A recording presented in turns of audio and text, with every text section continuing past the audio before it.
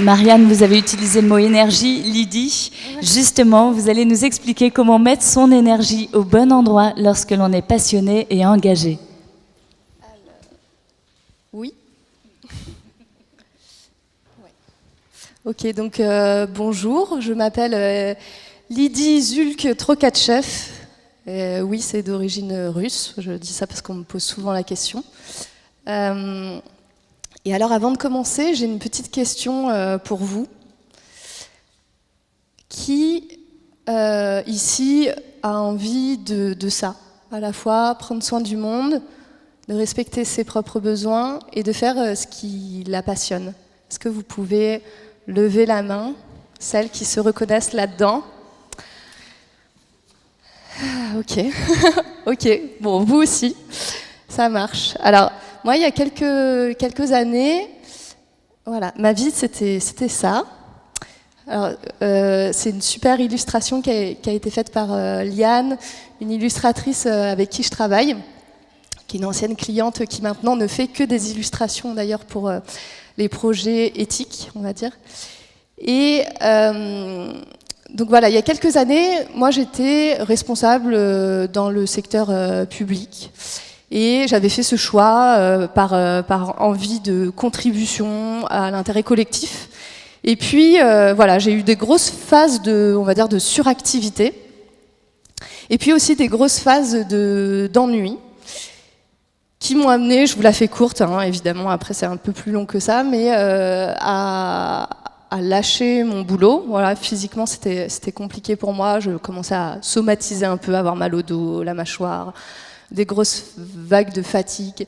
Et du coup, bon, voilà, mon compagnon avait déjà lancé son activité à peu près 1 an avant, et puis je sentais bien qu'à un moment donné, c'était vraiment ce qui était juste pour moi. Et du coup, en fait, donc j'ai créé la petite fourmilière à ce moment-là.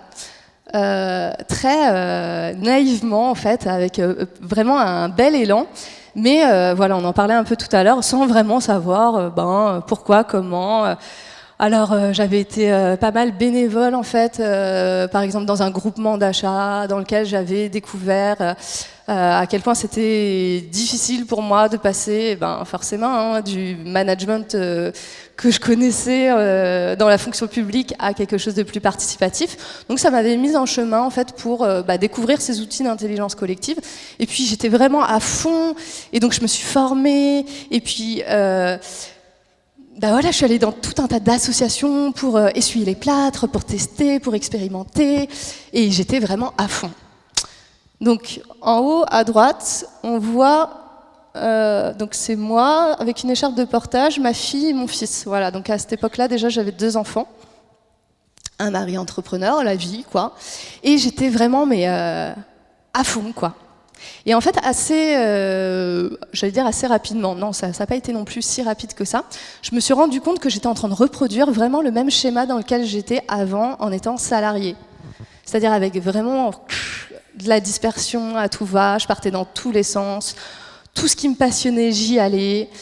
Et j'avais vraiment une espèce d'élan comme ça à une boulimie en fait. Je crois que c'est vraiment le mot là qui me paraît juste. Et alors l'argent, du coup, c'est pas, on s'en fout. Et en fait, je me mettais comme ça dans 30 milliards de projets, parfois pro, parfois bénévoles. Et en fait, je me suis retrouvée assez, encore une fois, plus ou moins rapidement, ça dépend de l'évaluation, mais à revivre en fait finalement la même chose que j'avais vécue avant.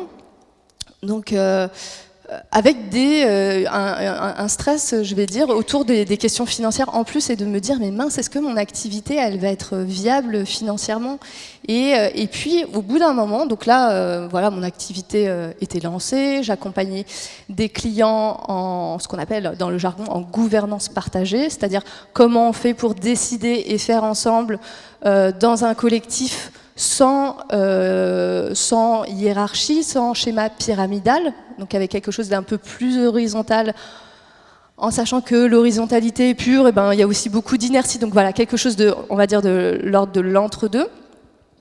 Et ce qui m'avait beaucoup passionnée au début, en fait, à un moment donné, je me suis rendu compte que, voilà, ça recommence, je commence à m'ennuyer, et il y a un truc qui cloche. Et c'est vrai que c'était un peu inquiétant en fait pour moi. Je me suis dit, mais mince, qu'est-ce qui cloche en fait chez moi ? Il y a un truc qui ne va pas.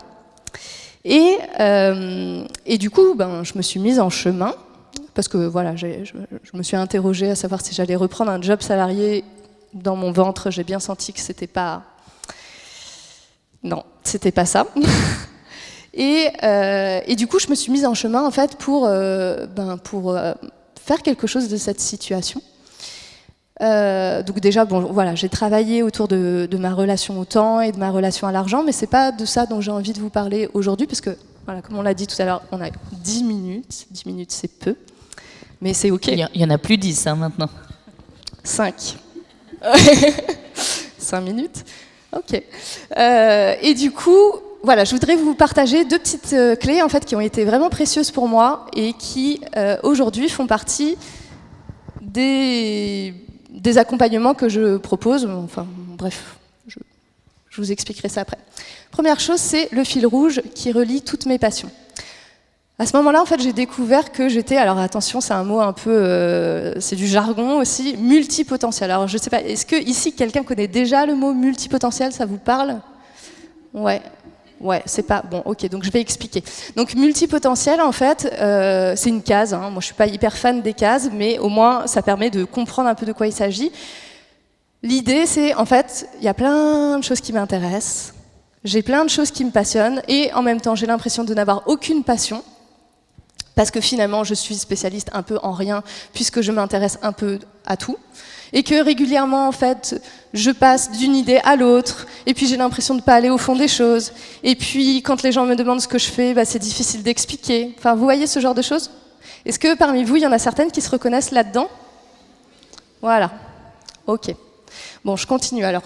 Et donc, du coup, voilà, moi j'ai fait ce travail-là de clarifier, en fait, le fil rouge qui relie toutes mes passions. Et ça m'a beaucoup aidé à voir en fait la cohérence qu'il y avait derrière tout ça, et de voir que finalement, derrière ce que je pouvais faire, par exemple avec les outils coopératifs, il y avait quelque chose qui se retrouvait en fait finalement dans tout ce qui m'animait, dans tout ce qui me mettait en mouvement.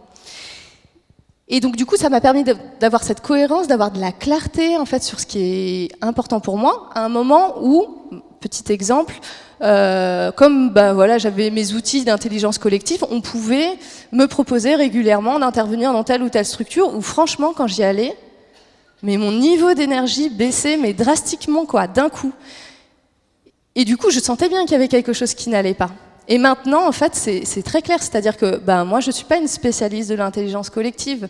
Il y a quelque chose dans l'intelligence collective qui m'intéresse, mais je ne vais pas tout faire en fait dans l'intelligence collective, et c'est OK. Voilà. Donc, voilà, trouver ce fil rouge, d'une certaine manière, ce dénominateur commun en fait entre tout ce qui m'a passionné par le passé et tout ce qui me passionne encore aujourd'hui, voire même ce que je pressens qui commence déjà à me passionner, sur lequel peut-être que je mets un couvercle en me disant non, il y a déjà assez de choses comme ça, c'est bon, en fait là j'ai pas l'énergie. Et voilà, moi ça m'a beaucoup aidé. Première chose. Deuxième chose, c'est de clarifier là où moi je brille et où je gagne de l'énergie. Alors ça n'a pas été forcément simple pour moi, parce que voilà, j'avais vraiment cette croyance que le travail, c'est difficile, quoi. Enfin, c'est normal d'être fatigué après une journée de boulot, quoi. Le travail, ça fatigue, et puis ça demande des efforts, quoi. Et en fait, je me suis rendu compte que c'était une belle croyance limitante. Et que en fait, non, pas du tout. On peut très bien décider de se focaliser sur ce qui marche et moi en tout cas, ce qui m'apporte de l'énergie. Et là où je vois que ça contribue, en fait, que ça aide les personnes que j'ai envie d'aider. Et ça, c'est vraiment un truc. Ça a été une super découverte en fait pour moi, qui a amené, je fais gaffe à l'heure quand même, beaucoup de changements après dans ma vie. Par exemple, je ne fais plus le suivi administratif de mes accompagnements. j'ai décidé de payer quelqu'un pour faire le suivi administratif de mes accompagnements. C'est anecdotique, on s'en fiche, je veux dire, voilà, c'est pour illustrer en fait ce que je veux dire, à quoi ça peut ressembler. Je décide de ne plus accompagner certains types de structures ou de certaines manières, et voilà, et ça marche bien, et ça marche même mieux qu'avant. Voilà, j'ai pas fini. Donc, ah, ça a coupé, on voit pas le haut. Qui a déjà vu ce schéma, l'ikigai? Ok. Bon. Ce qui s'est passé après ça, c'est que, au fur et à mesure que moi, j'ai découvert ce qui me faisait vibrer, ce qui me faisait rayonner d'une certaine manière, eh ben, j'ai attiré à moi, en fait, des personnes que ça intéressait et avec qui, coup de peau, j'avais justement envie de travailler. Et notamment des femmes entrepreneurs qui, bizarrement, avaient fait des burn-out, qui bizarrement étaient multipotentielles, qui bizarrement avaient envie de donner du sens à leur vie, qui bizarrement avaient des petits soucis avec la gestion du temps et la relation à l'argent. Et en fait, j'ai commencé à les accompagner il y a 1 an maintenant. Et voilà, on utilise ensemble les outils on utilise des outils qui, moi, m'ont aidé. Et ça continue à évoluer, ça continue à grandir. Et d'ailleurs, c'est assez chouette la dynamique que ça prend. C'est assez surprenant et vivant, donc ça, c'est cool. Et ensuite, c'est ça. Et si vous voulez en savoir plus, eh bien, figurez-vous qu'il y a un blog, le blog de la Petite Fourmilière, un site internet et un blog, sur lequel je partage des ressources gratuites, pour déjà vous permettre de vous inspirer, de vous poser les questions que vous pourriez avoir envie de vous poser. Et donc, quand je dis inspirer, c'est notamment parce qu'en ce moment, je fais des interviews de femmes inspirantes que je publie sur le blog. Et si ça vous intéresse, vous avez aussi un programme qui est gratuit, qui dure 10 jours, et auquel vous pouvez vous inscrire pour recevoir un mail par jour pendant 10 jours. Voilà, j'ai fini. Merci Lydie. Ah oui, super.